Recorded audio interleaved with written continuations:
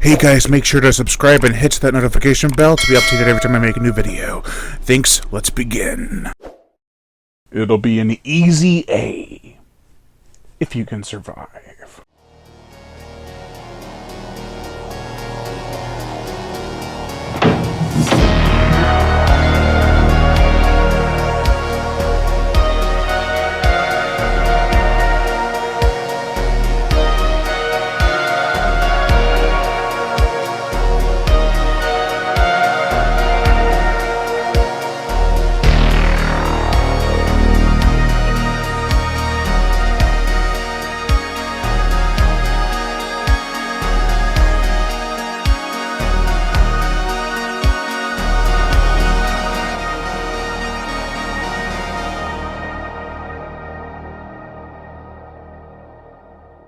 Fatal Exam.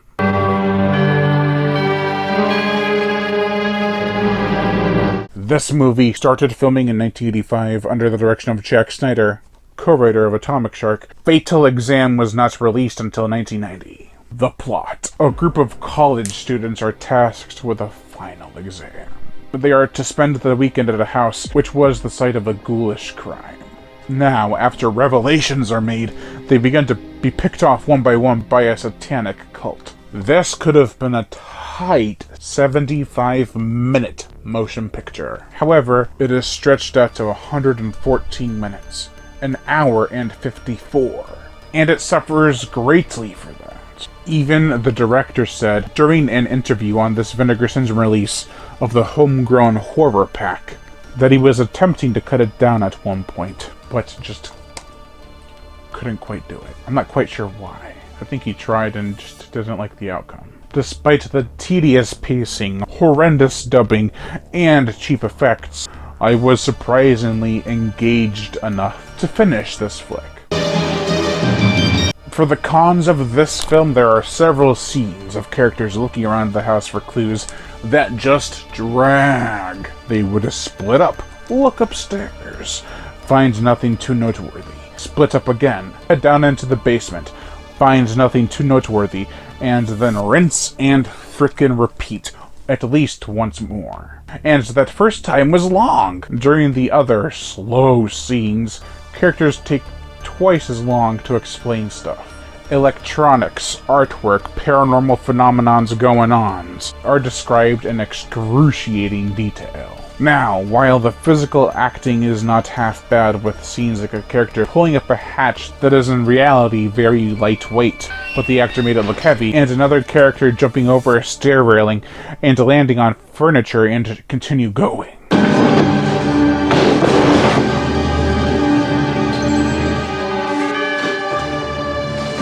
The dubbing is atrocious. Everyone is very monotone, even when screaming. Also, scenes that require real emotion are subdued and unconvincing to the umpteenth degree. While the effects are very cheap and really don't shine in any way aside from some stop animation, there is at least some in the movie. I think Snyder said that this cost around 15 grand to make during the shoot, never mind all the post work. On top of that, post-production took forever because the film was shot in 16mm. That type of film had stopped being used in and around Missouri in the mid-80s. So the film had to be shipped out to other states to get developed. Not to mention, if a stop-motion effect didn't come out right, they'd have to redo it, send it back out, and wait a few weeks for it to be returned. The cast and crew worked on weekends to get this film done. While watching, I was kind of surprised no one really changed their appearance during the whole of 1985. Although this was shot in about 5-6 weeks, I think, maybe more. Everyone looks the same at the end of the film as when it started. For the characters, we have Nick Crater, played by Mike Coleman. He's our main character, but he's also built up to be the strong guy who lifts weights.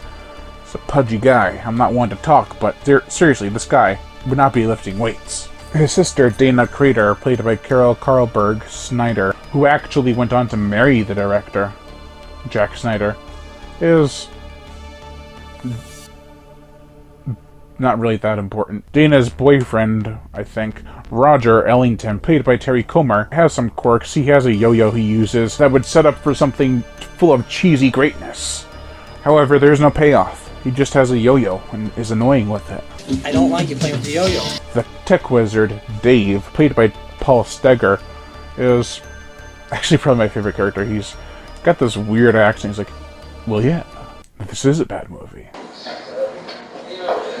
Sid and Stacy, played by Joe Mediette and Teresa Nienhaus, are two of the students who decide to go along that don't really have much to do with the movie. They're actually not in it for about half of it, and then they just reappear. Anyway, they have some mysterious things about them. Dark secrets, if you will. Professor Stephen Hughes, played by Hilo Gerardini. I like his voice too. I need you to go to this house for me, and in return, I want to give you an F. F for fatal! Then there's this Jim, I repeat every line of dialogue at least 3 times guy. I'm history, take my ass home! A fucking head, a hand, no body, man, just a fucking head. I'm having flashbacks, man, I'm having flashbacks! I'm having flashbacks. Worst actor in the movie. He's played by Greg Rhodes from Ghost House 1988 and Deadly Manor from 1990. I don't know why. Then we finally have, besides a few other really unmemorable characters, Malcolm Nostrand, or Nostrand, the murderer of his family, who's played by the late Mike Suzor. He's not in it much, but his scenes are quite memorable. As for the film's editing, it's decent. Given this is a micro-budget film, you would expect a lot of hiccups when they chopped the scenes together, especially over the course of 5 years. However, it flows nicely and doesn't seem like an amateur rush job. Also, slow motion was utilized quite a bit, and sometimes, like in the opening scene, it felt like a music video.